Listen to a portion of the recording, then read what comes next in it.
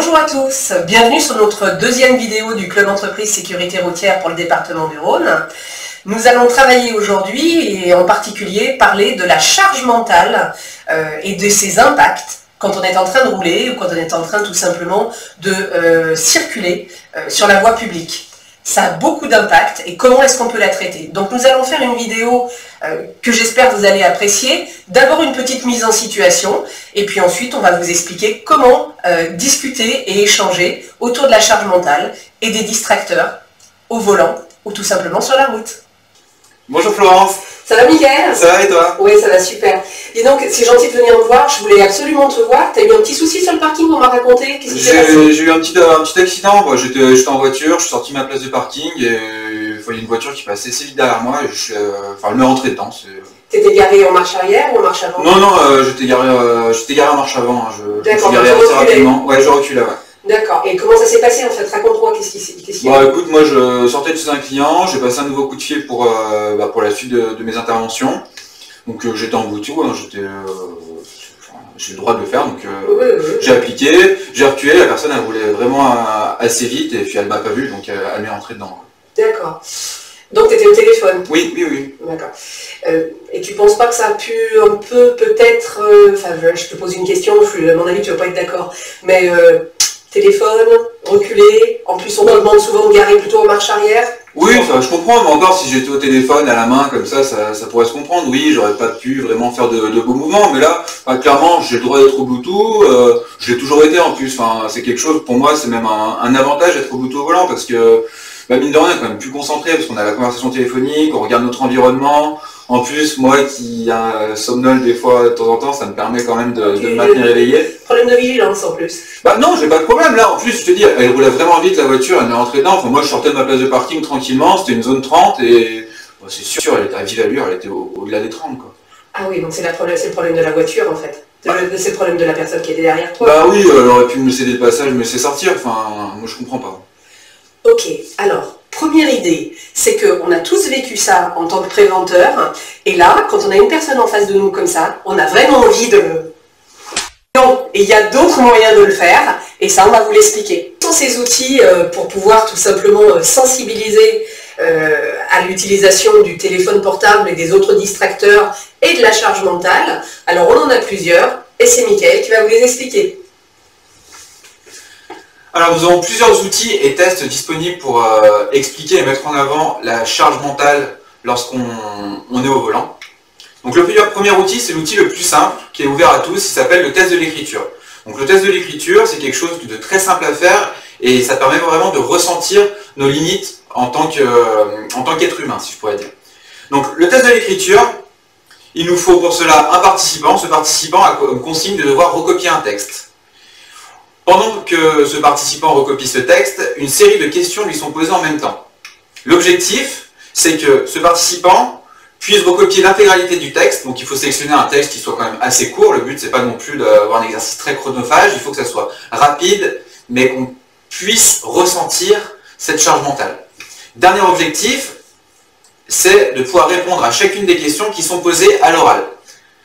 Donc, pour reformuler, une personne recopie un texte pendant qu'une autre personne lui pose une série de questions de manière à que ce participant puisse répondre constamment aux questions. Donc, voici un exemple de test. Si vous voulez faire le test chez vous, vous avez un exemple de test, de texte, un témoignage qui a été fait donc, sur le site de la sécurité routière. Vous avez le lien au bas. Et à l'issue du recopiage de ce texte, il suffira de poser une seule question au participant. Et cette question est, à ton avis, qu'est-ce que tu viens de recopier? Et là, dans la majorité des cas, dans la très grande majorité des cas, la personne sera incapable de répondre à cette question.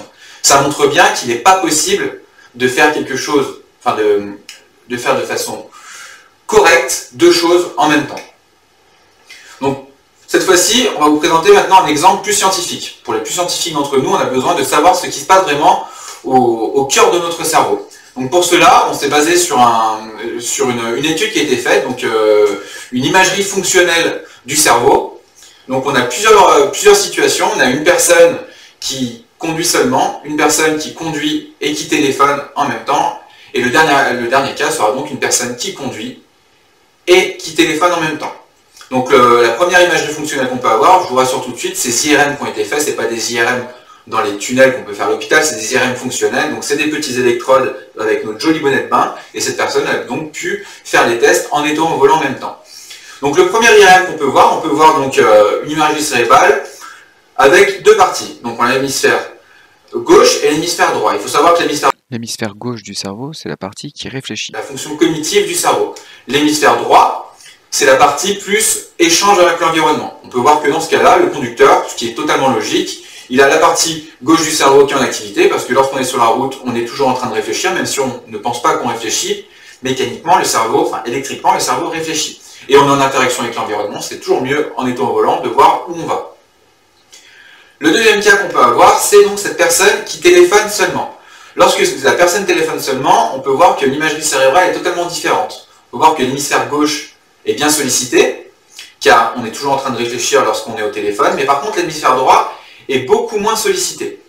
Chose qu'on peut voir, enfin petite particularité qui n'y est pas sur la personne qui conduit seulement, c'est la petite glande qui est juste ici, là, j'ai centré, j'ai mon petit curseur dessus, on va appeler ça l'encodage auditif. Qu'est-ce que l'encodage auditif? C'est rien de plus que j'entends une information, j'ouvre mes tiroirs dans mon cerveau et je la retiens. La question à se poser maintenant, c'est lorsque je vais conduire et téléphoner seulement, qu'est-ce que ça va donner d'un point de vue imagerie cérébrale? Donc, on peut voir que lorsqu'on conduit en téléphone, on perd automatiquement 70% de ses capacités cognitives. Ce qui est ahurissant, c'est qu'on peut voir que la partie gauche du cerveau, donc la partie cognitive, ne fonctionne plus beaucoup. Et le plus effrayant, c'est que l'échange d'interaction avec l'environnement est quasi inexistante. Donc ça veut dire que lorsque je suis au téléphone au volant, mon cerveau fonctionne de la mauvaise façon. Petite particularité, je vous ai parlé tout à l'heure de cet encodage auditif qui était ici, on peut voir qu'il disparaît lorsqu'on conduit et on téléphone seulement. Donc ça veut dire que je conduis, oui j'arrive à conduire, je vais aller à ma destination, mais pas forcément de la bonne façon, mais en plus, l'échange téléphonique que je vais avoir, je ne vais pas forcément retenir les informations nécessaires. La dernière question à se poser, c'est que se passe-t-il si je suis dans mon véhicule et que je discute avec un passager? Certaines personnes peuvent se poser la question de se dire oui, il peut y avoir une incidence. Si nous gardons le cas d'un dialogue normal, donc on n'est pas sous le ton de l'énervement ni de l'émotion, un dialogue normal avec un collègue de travail par exemple, la situation sera totalement différente. On peut avoir cette fois-ci, ce cerveau sera un peu dans la configuration de conduire seulement, et là on a une petite partie en plus qui permet de conserver cette configuration. Cette petite partie en plus, c'est celle du dessus, ça s'appelle la conduite palliative. C'est une vulgarisation scientifique, hein, le nom scientifique n'est pas celui-ci, mais en vulgarisant, on va dire que c'est une conduite palliative. Qu'est-ce que c'est? Lorsque je conduis avec un passager, ce passager ou moi-même, automatiquement, si un danger apparaît sur la route, on va baisser de 2 tons. Ou alors, il va se passer une autre situation, qui est la même situation que vous avez pu rencontrer lorsque vous cherchez votre chemin, ou même moi, quand je cherche mon chemin, automatiquement, je vais baisser la radio. Je vais adapter mon allure, c'est ce qui va se passer avec le passager. Vous allez voir un danger, on va automatiquement changer de façon de parler, ou peut-être, très simplement, le passager va dire attention, il y a un danger. Et en fait,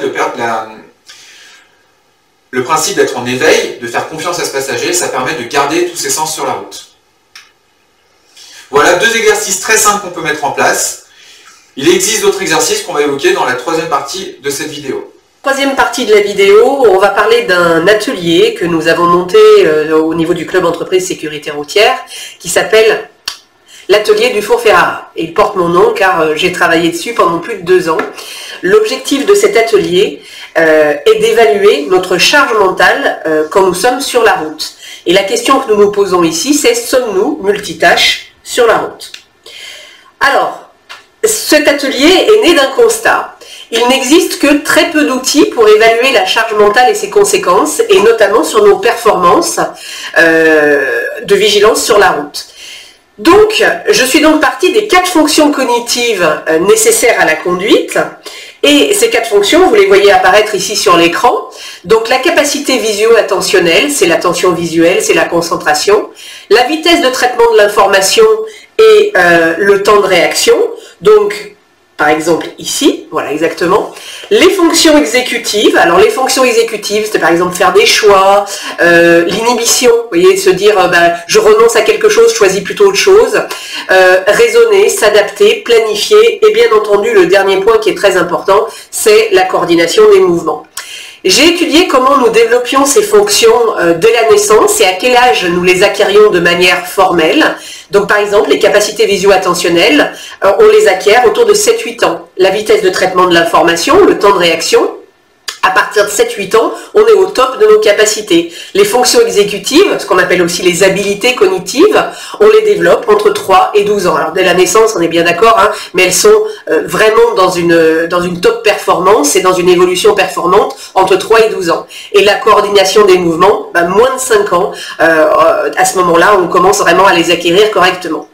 L'idée a été ensuite de tester sur des adultes ces 4 notions avec des jeux et des activités très simples et adaptées à l'âge d'acquisition. Donc on a fait 4 ateliers autour de ces 4 capacités et l'idée c'était de tester l'impact et l'usage du téléphone tenu en main et aussi du Bluetooth sur ces 4 capacités avec les mêmes jeux et les mêmes activités. Et les résultats ont été absolument édifiants. 91,7% des personnes testées de 17 à 80 ans ont démontré soit une incapacité à la réalisation d'au moins une de ces activités, soit des difficultés d'accomplissement d'au moins une de ces activités et systématiquement un allongement significatif du délai de mise en œuvre, environ plus 30% en moyenne entre je fais sans le téléphone et je fais avec le téléphone. Parce que l'objectif de ces tests, c'est ça, c'est de se dire est-ce que je fais différemment les choses quand je suis avec le téléphone ou quand j'ai une autre activité que simplement conduire. Alors, ce test-là, on peut vous l'animer directement en entreprise. Vous pouvez également le travailler avec le pôle sécurité routière directement en préfecture. Mais l'objectif, il est toujours le même, c'est celui-ci. C'est de se dire qu'on peut faire 2 choses en même temps. Hein. On vous a fait des preuves avec les différents exercices, on peut vous en faire encore plein d'autres. Mais on ne peut pas faire 2 choses bien en même temps. Voilà, c'est ça le problème. Les routes, elles évoluent à chaque instant, c'est notre comportement qu'il faut adapter. Rester concentré, c'est la base. Et je le redirai jamais assez, on le vous redira jamais assez. 3000 fois ça passe, et 3001 fois, ça ne passe pas.